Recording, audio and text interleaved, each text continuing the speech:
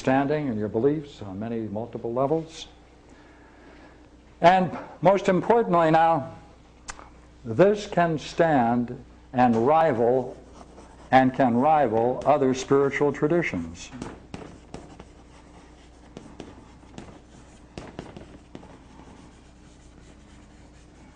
Rival, can compete with them.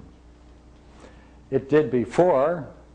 Philosophy was closed in Athens. Platonic philosophy was closed in Athens, not because it failed, but because it was successful. They couldn't convert the Platonic philosophers. They stood in opposition to this terrible development that went on in history, and now we're removing ourselves, we're emerging out of that, and we're now reestablishing ourselves back into a tradition that we lost. No other culture has had a genocidal act against its own spiritual roots except the West, until Karl Marx. Part of our culture wants to deny this tradition, this Platonic tradition. They want to deny that it has this capability. It does have it. It had it in the past, and some people are interested in continuing it, and it's showing itself up now in a variety of ways, and one of the ways is through philosophical counseling. Therefore, there's a movement in philosophical counseling that's different from all of those, and that's called philosophical midwifery. Now, that's the kind that I explore and expound, and I have a lot of fun doing it. And now, how about some questions?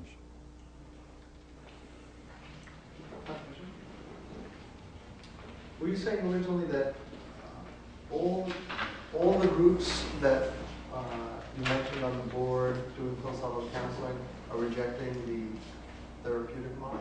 No. Or just... No. See, Blas, remember, was the clinical psychologist who's using philosophical midwifery to augment... Philosophical counseling. That's right. Yes. Pardon me. That's right. Philosophical counseling. Thank you. Yeah. And there's also a movement in psychology, especially in psychotherapy, that had its origin in 1986 called GDRP, Grimes Dialectical Rational Psychotherapy. And this was an attempt by a psychotherapist, psychologist, to utilize my kind of dialectic in psychotherapy, very much like Blas is doing. Only Blas hasn't done it as a method because there's no method to philosophical counseling yet.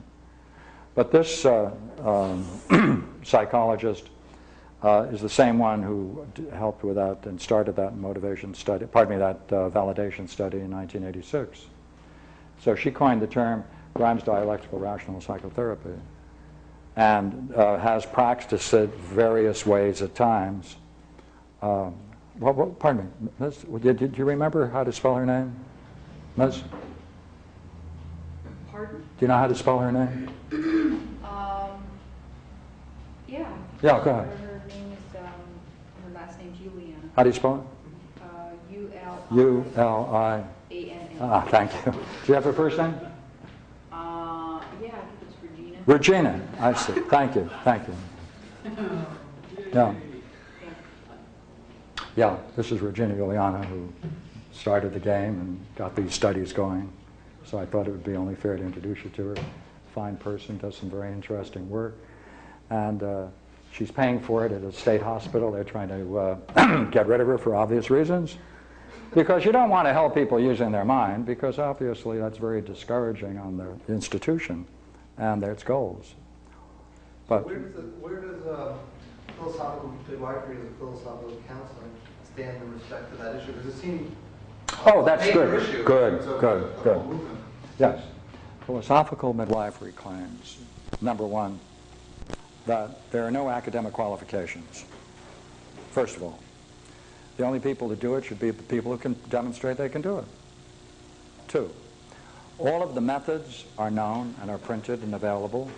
There's even a Macintosh program that outlines the entire exploration of all of the questions that's available. There's a workbook about it, and therefore there's no need to have any kind of accreditation, because people should know what it is they're going to be involved in. They look at the literature, go through it themselves, and then they can tell whether the person they're dealing with is competent or not. as much as if you know something about auto mechanics, you can then pick a good auto mechanic. If you don't know anything about auto mechanics, then you have to trust someone else's judgment. Well, what model would you, I mean, the psychologists have the therapeutic model of therapy and diagnosis. Yeah. What model would you place? With philosophical midwifery? The validation study showed that there is no need for the DSM-3 because fundamentally a person only has one kind of problem, and their problem is ignorance based upon a false belief. Therefore, while you can classify people according to psychological categories, they're not significant when you're talking about what to do in a therapy encounter or a philosophical encounter in philosophical midwifery. So it's really, it seems to at least fit into the threat that the philosophical counseling movement is posing against the medical establishment, in the sense that it's presenting the idea that the nature of man's problem is resolved through a means of education or insight. They would say... Not through a therapeutic That's right. practice. That's right. Oh, yeah. Oh, yeah. So that Though they would even be a little more cautious than that. You're suggesting it may be a benefit. They don't even want to say it benefits the patient. No, That I understand your point. Yes, I agree with you. yeah, that's a strange position in itself to say. Well, that's the official position. And they charge for something that's not going to benefit the patient. Pardon? And they charge people for something that they say is of no benefit. Well, when something is this popular, you can charge a great deal. The PC movement. Well, I really don't know to what degree they make them, you know. But I know that there are people who are doing this, and they can afford to fly this country and that country and go to all kinds of conventions and spend all kinds of money in order to do it. They may have private fortunes for all I know, but in Holland there are institutes, buildings, staff, people doing this, Germany and Israel, South Africa, now in Australia. So I presume it's going to be a profession of some kind. I have a question. If a person comes in to one of these philosophical counselors who wants to then tutor, sees that tutoring them in some alternative view of realities, existentialist or Heideggerian or whatever, the person comes in a crisis, right? He then reveals, he talks about the crisis, and then the person begins this tutoring process. And that, no? Yes and no. Okay. There is no formal way that has been agreed upon as a model for the introduction of their particular tutoring. So he may come in a crisis and talk about it, he may come in a crisis and not talk about it until later or something. There's, in that sense, no steps. That's right. Okay.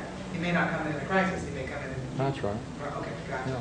And when they intervene with their particular philosophy is up to the particular philosophical counselor. It is totally relativistic. By that I mean, everyone has a right to explore a problem in terms of their own philosophy, the philosophy they identify with, and the way in which they see fit. But it seems Whether it has any benefit or not is irrelevant. I think the way that you talked about it was that It's wonderful. there would be something change, you know, I hesitate to use the word change, but something would occur as a result of their seeing an alternative view of reality, right? I would hope so. Something Yes, would occur. yes, yes. Okay, so, and perhaps it will be that their death grip on the worldview that produces their crisis Yes. is loosened, Yeah. okay? I guess my curiosity is, so that person may walk out less convinced of the reality of the worldview they walked in with that brought about the crisis state, Yeah. but they wouldn't want to say that that was a benefit. You're correct. Okay. I just want to be sure I had all the pieces. Yes. Let me add to it, all right? Okay.